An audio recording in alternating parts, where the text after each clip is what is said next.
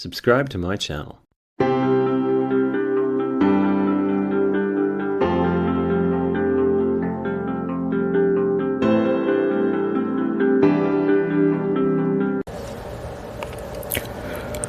Good afternoon, मेरा नाम है डॉक्टर काशिफ और मैं आज हाज़िर हूँ एक और नए वीडियो के साथ।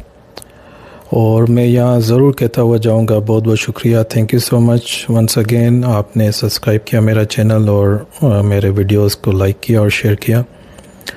आज का जो वीडियो है ये भी बहुत ही इम्पोर्टेंट वीडियो है। एक कॉमन मेडिकेशन है, टाइप 2 डायबिटीज़ के लिए यूज़ होती है और उस पर मैं बात करूँगा। और ये एक इंटरेस्टिंग केस भी इस दवाई के ऊपर पब्लिश हुआ था 2014 में। तो ये दवाई बहुत कॉमनली पाकिस्तान में यूज़ होती है। मैं अभी recently sitagliptin Genovia is a brand name, DPP-4 medication है ग्रुप, और इसमें 2-4 और इस ग्रुप में मेडिकेशंस हैं लाइक लिनाग्लिप्टिन, सिक्साग्लिप्टिन। तो मैं उन पे बात नहीं करूँगा। I just want to share with you one case. ये केस पब्लिश भी हुआ था एज आई सेड इन 2014 में। Of 52 year old female patient थी।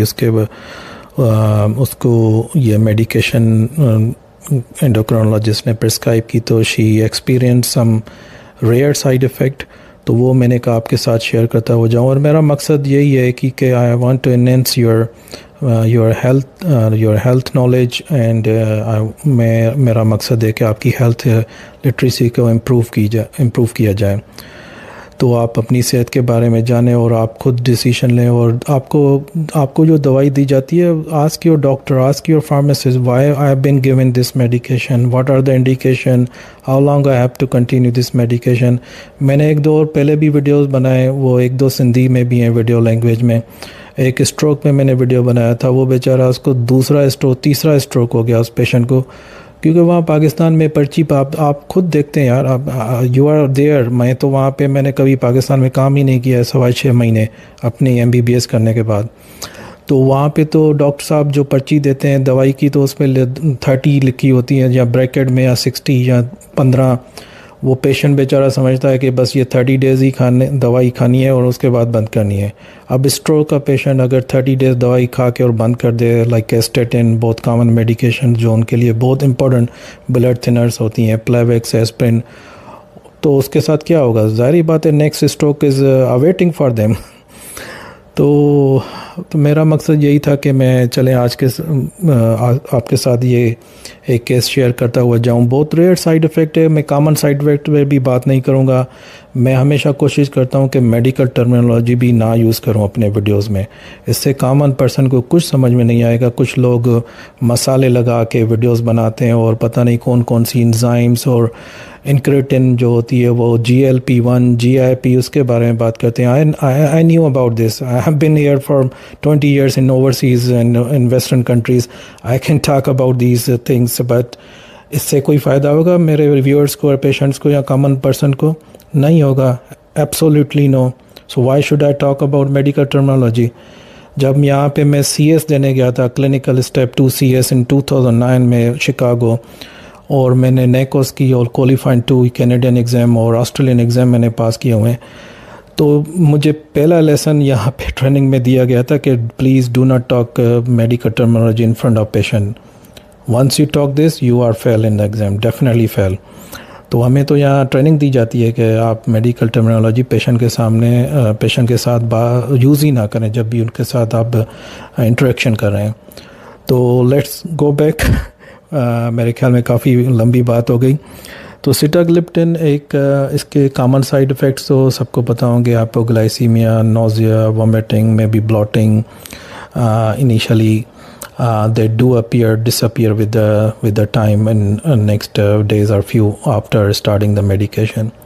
ये बहुत अच्छी मेडिकेशन है और टाइप 2 डायबिटीज़ के लिए, और मोस्टली ये वेल टॉलरेटेड मेडिकेशन है। मैंने नहीं देखे इतने पेशेंट के वापस आए और उनको साइड इफ़ेक्ट्स हो रहे हों, मगर 1-2 केसेस पब्लिश भी हुए हैं और मैंने खुद भी देखे हैं ड्राई कफ के साथ। तो इसका रेयर साइड इफ़ेक्ट है नेज़ोफेरेंजाइटिस। एक 52 ईयर ओल्ड फीमेल थी और ये दवाई इसको दी गई पेशेंट को, 3 हफ्ते के बाद उसको सीवियर सिम्टम्स शुरू हो गए, गले का दर्द, नेज़ल कंजेशन, है फीवर, रनी नोज़।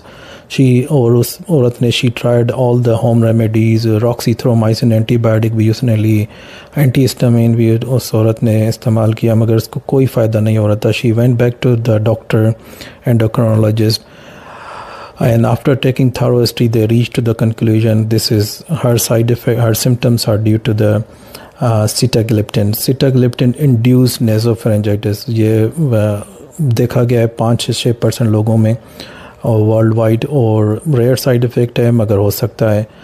तो अगर आपका कोई फैमिली मेम्बर, आपका कोई दोस्त, आपके कोई ऐसा मरीज़ जो पहले ही इस मर्ज़ में मुब्तला है फीवर, एलर्जीज़, साइनस, रेशा, गले का ख़राब, बार बार इन्फेक्शन होना, तो they must avoid this medication.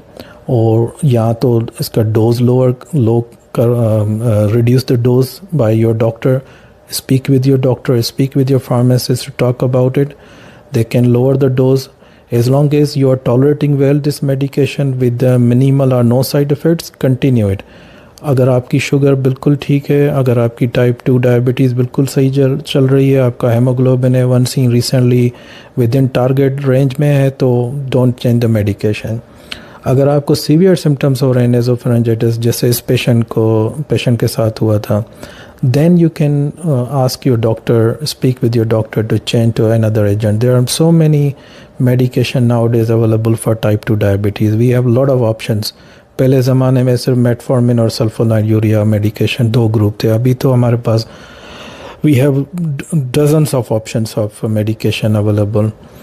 तो thank you so much once again. आप ये शेयर करें अपने फैमिली और फ्रेंड्स के साथ जो सिटाग्लिप्टिन पे, या जिनको ये कुछ इस तरह के सिम्टम्स भी वेरी रेयर साइड इफ़ेक्ट्स अगर उनको हो रहे हैं, या अनयूजुअल सिम्टम्स हो रहे हैं, नज़ला, खांसी, जो मेडिसिन खाने के बाद भी नहीं जा रहे हैं, then it's a red flag. जैसे एस इनहिबिटर मेडिकेशन है, लाइक ब्लड प्रेशर की कैप्टोप्रिल, रेमिप्रिल, लिजिनोप्रिल, उसके अगर आप वो मेडिकेशन अभी सालों तक लेते हैं, it's a good medication, it's a good medication for kidneys, for blood pressure, first line medication है फॉर द हाइपरटेंशन।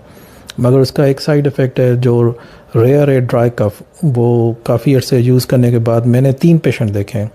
उन तीनों पेशेंट, 2 पेशेंट को, एक तो मेरी आंटी थी अपनी फैमिली में, उनको तो डॉक्टरों ने वेंटोलिन और 2 ऑगमेंटन और क्लेरिथ्रोमाइसिन पता नहीं क्या क्या यूज़ कर चुके थे। जब मेरे पास आंटी आई, मैंने कहा आंटी आप अपनी मेडिसिन तो दिखाएं। मैंने कहा आपको इसकी वजह से हो रहा है। Honestly she stop the medication, I put her on a different group ARB and amlodipine. After 1 week she said my cough is gone away, cough subsided। तो थारो हिस्ट्री, मेडिकेशन रिव्यू, ये मैं रोज़ाना प्रैक्टिस में करता हूँ। Polypharmacy is my expertise. मैं अपने पेशेंट्स की रोज़ाना क्लिनिक में जो कोमॉर्बिडीज़ के साथ आते हैं मल्टीपल, मैं उनकी मेडिकेशन रिव्यू करता रहता हूँ। तो have a great day. I will come with another video. Thank you. अल्लाह हाफ़िज़।